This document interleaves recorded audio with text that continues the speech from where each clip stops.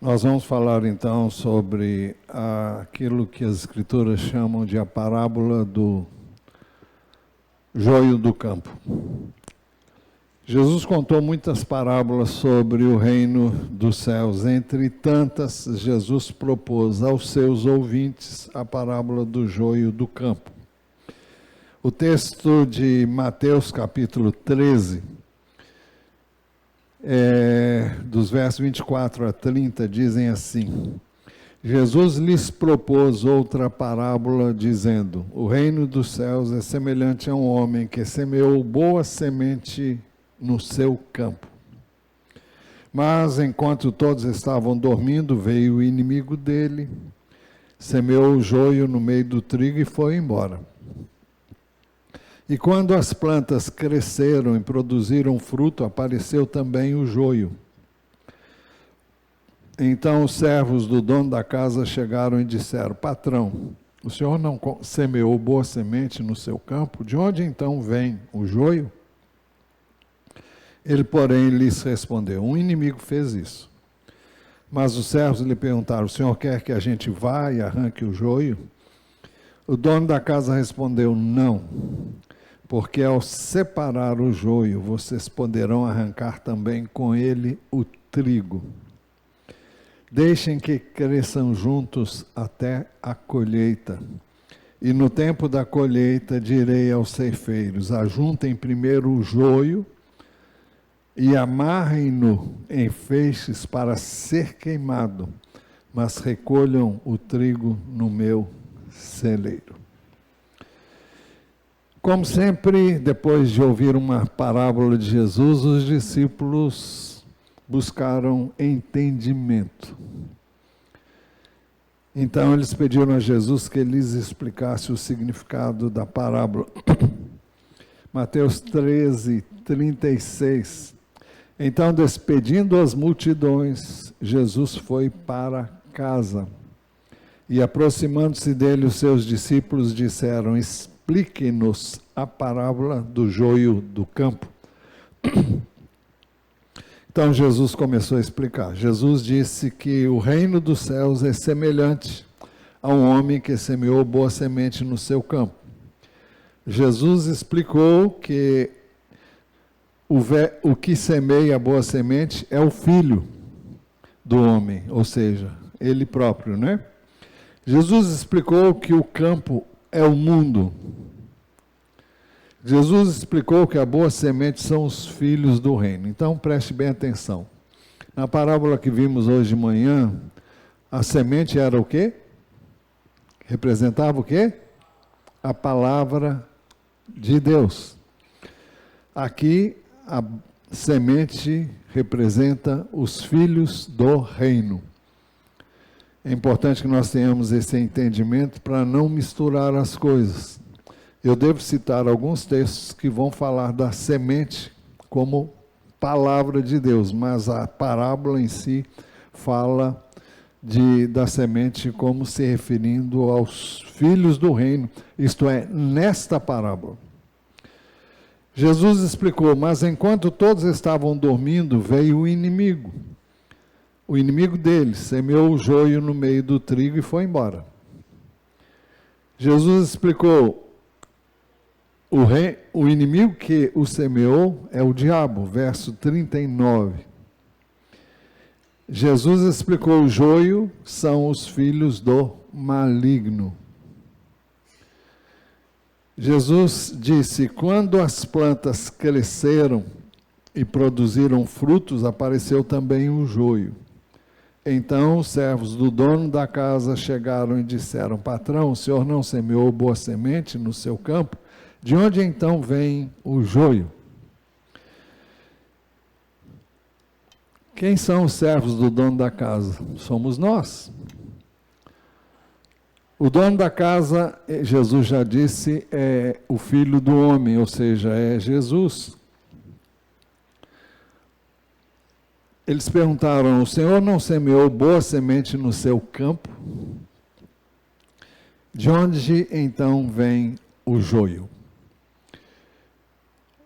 O dicionário da língua portuguesa definindo o joio, diz que é uma planta herbácea da família das gramíneas, que se desenvolve espontaneamente e com frequência nas searas, prejudicando o resultado destas culturas, através dos seus frutos que, não sendo fáceis de separar dos outros cereais, especialmente do trigo, são portadores indiretos de uma substância tóxica, a tremulina, proveniente de um fungo.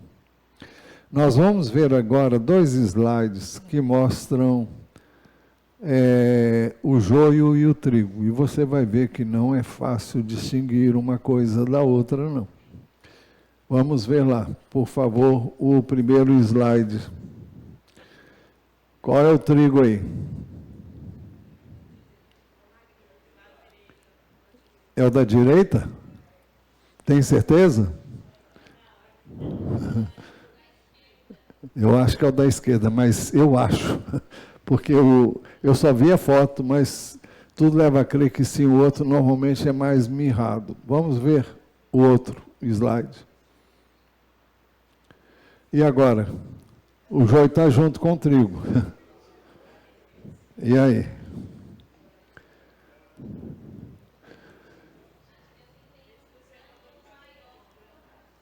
Parece que é o grão maior, é mais clarinho, o outro é mais mirrado, né? É o que parece.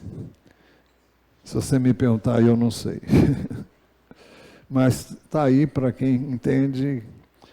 Alguém já pegou, depois que ele seca, você faz assim com o joio e não sai fruto nenhum, só sai palha, que é como o Salmo 50, Salmo 1 diz que os ímpios são como a moinha que o vento espalha, né?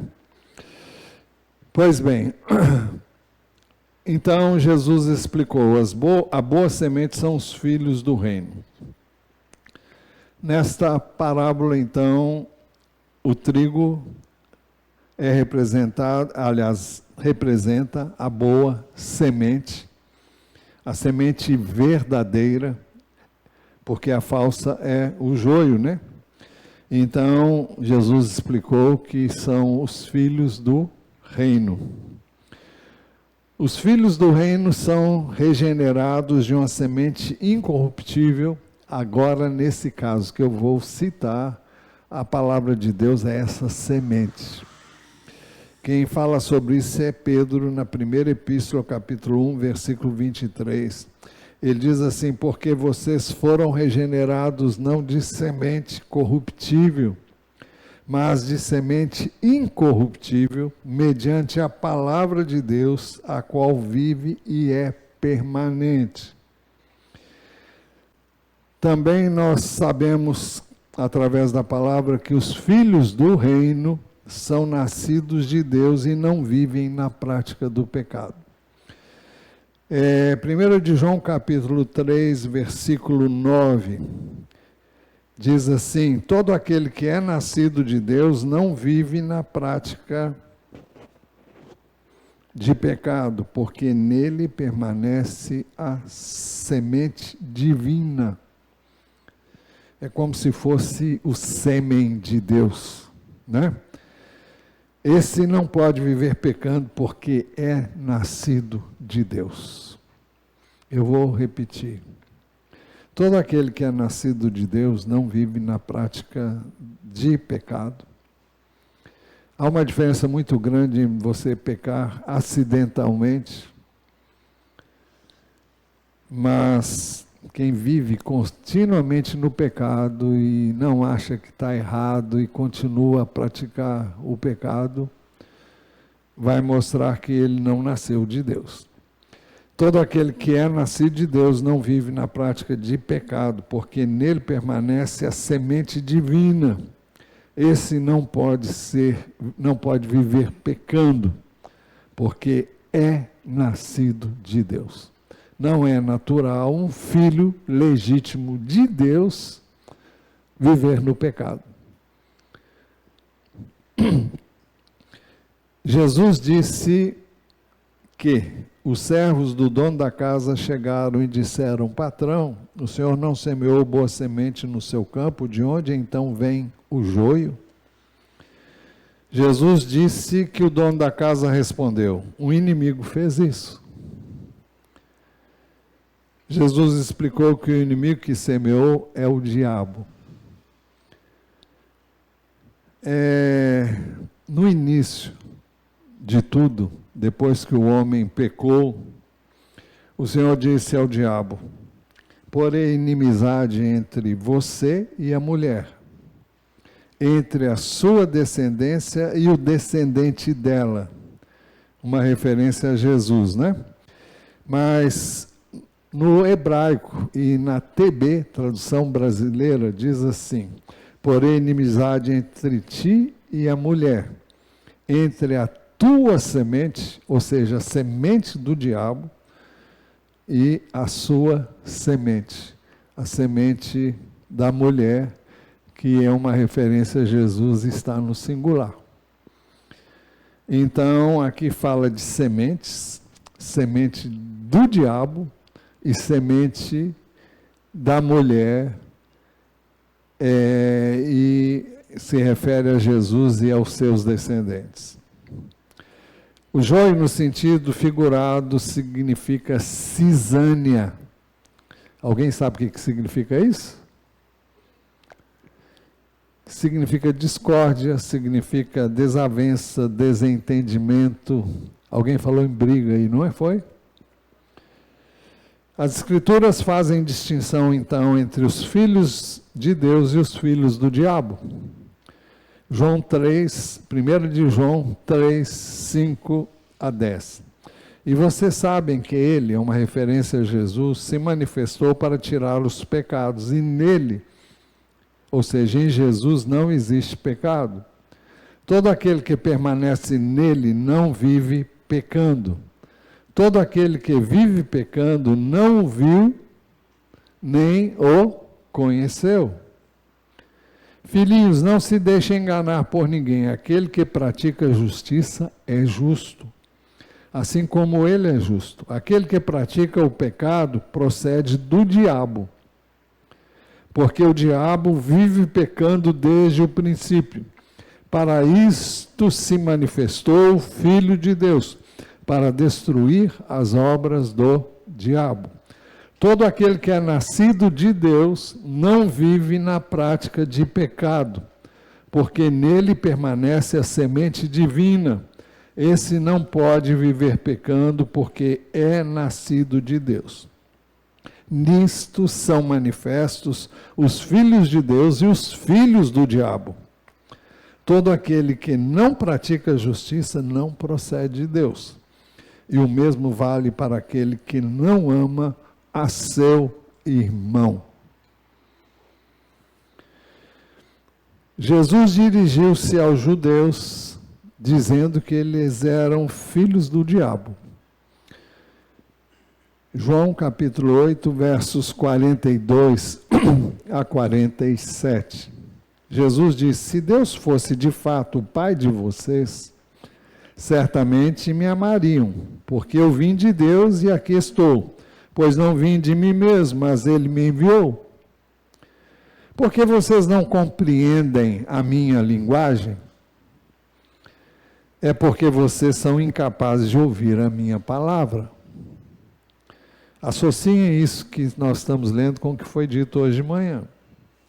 Vocês são do diabo, que é o pai de vocês, e querem satisfazer os desejos dele.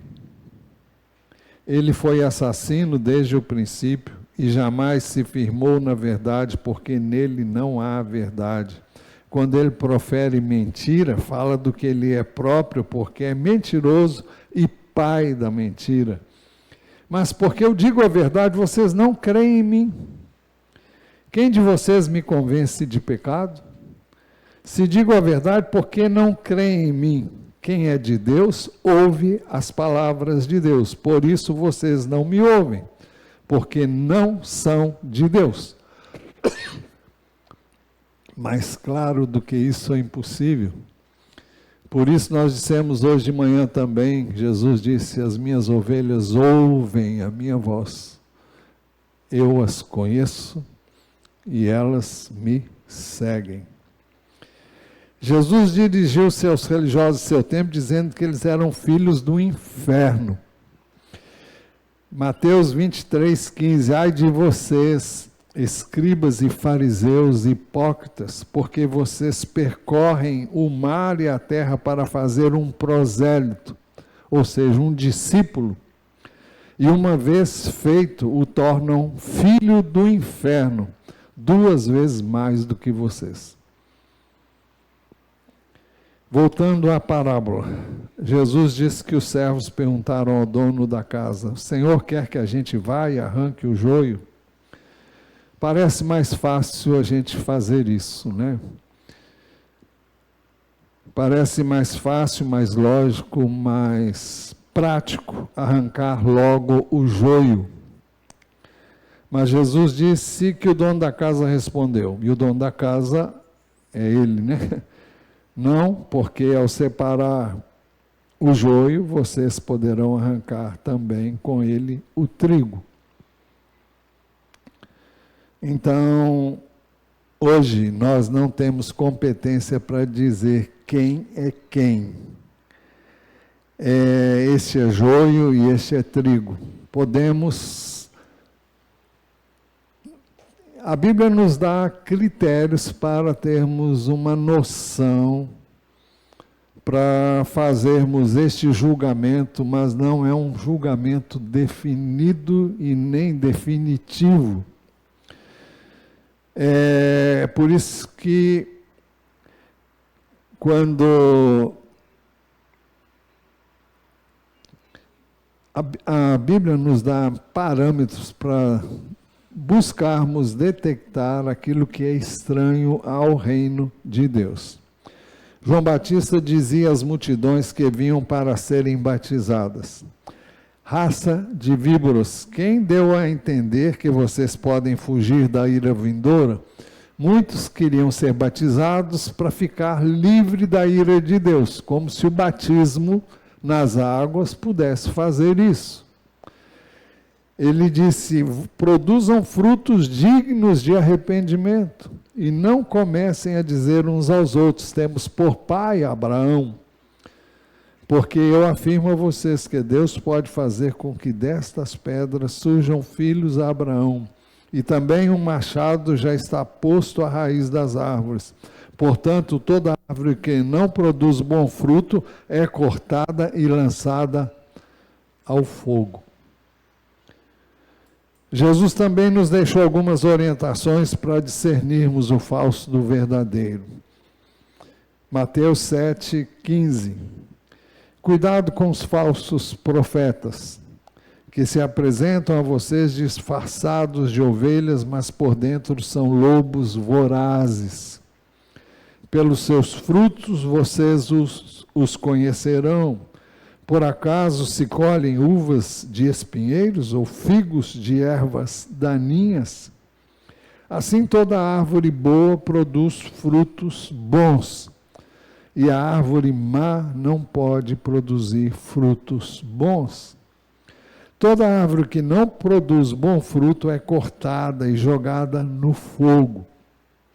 Assim, pelos seus frutos vocês os conhecerão. Nem todo que me diz Senhor, Senhor entrará no reino dos céus, mas aquele que faz a vontade de meu Pai que está nos céus. Muitos naquele dia vão me dizer, Senhor, Senhor, nós não profetizamos em teu nome? E em seu nome não expulsamos demônios? E em seu nome não fizemos muitos milagres? Então lhes direi claramente, eu nunca conheci vocês. Afastem-se de mim, vocês que praticam o mal. Jesus também nos deu uma orientação quanto à disciplina na igreja. Mateus 18:15.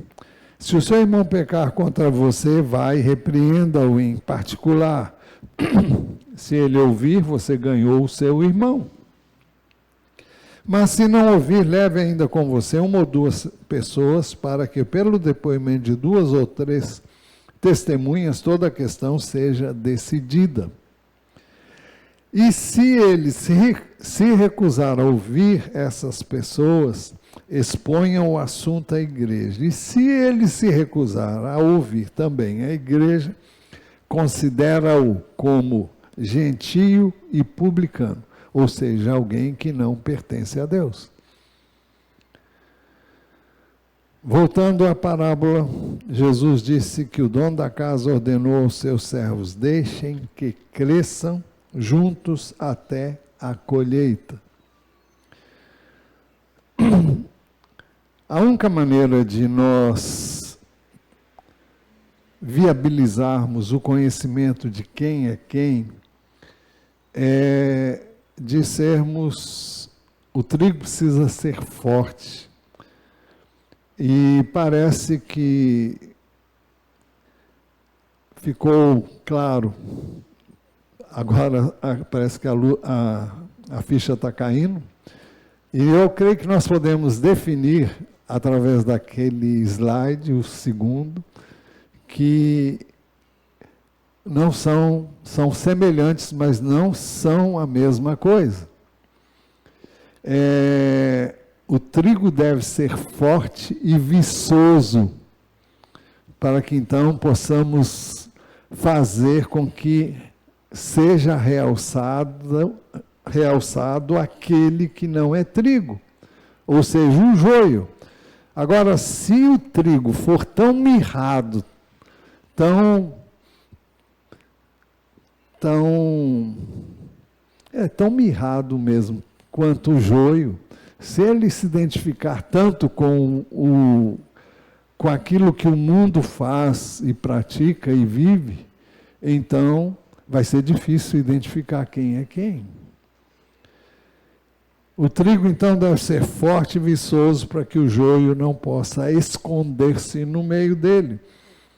O Salmo 1, versos 3 a 6, diz que bem-aventurado, eu vou ler porque eu não marquei aqui o princípio, mas nós vamos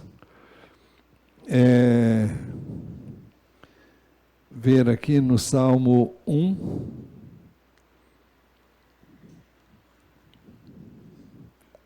bem-aventurado é aquele que não anda no conselho dos ímpios, não se detém no caminho dos pecadores, nem se assenta na roda dos escarnecedores. Pelo contrário, o seu prazer está na lei do Senhor e na sua lei medita de dia e de noite. Agora veja a característica dele. Ele é como árvore plantada junto a uma corrente de águas, que no devido tempo dá o seu fruto e cuja folhagem não murcha. E tudo que ele faz será bem sucedido. E ele diz depois: os ímpios não são assim. São, porém, como a palha que o vento dispersa. Por isso os ímpios não prevalecerão no juízo, nem os pecadores na congregação dos justos. Pois o Senhor conhece o caminho dos justos, mas o caminho dos ímpios perecerá. Então, nós devemos viver o Evangelho de tal maneira que não haja espaço para o ímpio permanecer ímpio como se fosse justo entre os justos. Então, nós devemos ser coerentes com aquilo que somos e com aquilo que Jesus nos ensinou. Então, se o trigo for forte, se o trigo for legítimo, o joio não terá como ocultar-se entre o trigo. O joio ficará exposto à vergonha e o joio não terá condições de permanecer ali. Ele não vai aguentar aquele ambiente, aquele lugar. Mas se ele está convivendo bem no ambiente cristão, significa que os cristãos não estão vivendo muito legal, não. Porque estão suportando, estão dando cobertura para aquele que é praticante da impiedade. Isso nos faz lembrar a igreja de Laodiceia, onde, bom,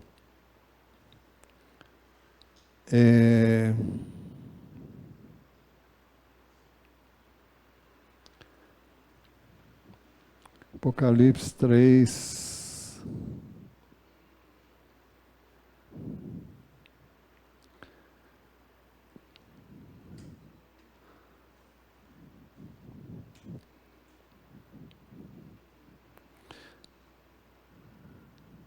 conheço as obras que você realiza, que você não é frio nem quente. Quem dera você fosse frio ou quente. Assim, porque você é morno e não é nem frio nem quente nem frio, estou a ponto de vomitá-lo da minha boca. Você diz, sou rico, estou bem de vida e não preciso de nada, mas você não sabe que é infeliz, sim, miserável, pobre, cego e nu. Aconselho que você compre de mim ouro refinado pelo fogo, para que você seja de fato rico. Ou seja, isso é um exemplo de valores eternos. Compre vestes brancas para se vestir, a fim de que a vergonha da sua nudez não fique evidente. E colírio para ungir os olhos, a fim de que você possa ver. Jesus disse que o dono da casa ordenou aos seus servos, deixem que cresçam juntos até a colheita. Quando se dará a colheita? E quem são os ceifeiros? Jesus explicou, a colheita é o fim dos tempos. E os ceifeiros são os anjos. Então a separação vai se dar no fim dos tempos. E essa separação vai ser feita pelos anjos. Jesus disse, no tempo da colheita, o dono da casa dirá aos ceifeiros, ajuntem primeiro o joio e amarrem-no em feixes para ser queimado. Isso nos sugere o inferno. Jesus explicou que o joio será recolhido e lançado na fornalha acesa, uma figura do inferno. Mateus 13, 40 a 42, pois assim como o joio é colhido e jogado no fogo, assim será no fim dos tempos. O Filho do Homem mandará os seus anjos, que ajuntarão do seu reino todos que servem de pedra de tropeço e os que praticam o mal, e os lançarão na fornalha acesa, ali haverá choro e ranger de dentes. Jesus disse ainda, no verso 30, que no tempo da colheita o dono da casa dirá aos ceifeiros também, mas recolham o trigo no meu celeiro. Então, os anjos farão essa separação entre o que vai para o inferno e o que vai para os celeiros eternos. Jesus descreveu de forma semelhante o que acontecerá na sua segunda vinda. Mateus 24, 29 em diante, a 31. Logo em seguida a tribulação daqueles dias, o sol escurecerá, a lua não dará a sua claridade, as estrelas cairão do firmamento e os poderes do céu serão abalados. Então aparecerá no céu o sinal do Filho do Homem. Todos os povos da terra se lamentarão e verão o Filho do Homem vindo sobre as nuvens do céu com poder e grande glória. E ele enviará os seus anjos com grande som de trombeta, os quais reunirão os seus escolhidos dos quatro ventos, de uma extremidade à outra extremidade dos céus. Jesus se referindo ao dia em que ele voltar. Jesus concluiu a parábola dizendo, então os justos resplandecerão como o sol no reino de seu Pai. Quem tem ouvidos para ouvir, ouça. Então a conclusão é a seguinte, o joio será recolhido e lançado na fornalha acesa, uma figura do inferno. Pois assim como o joio é colhido e jogado no fogo, assim será no fim dos tempos.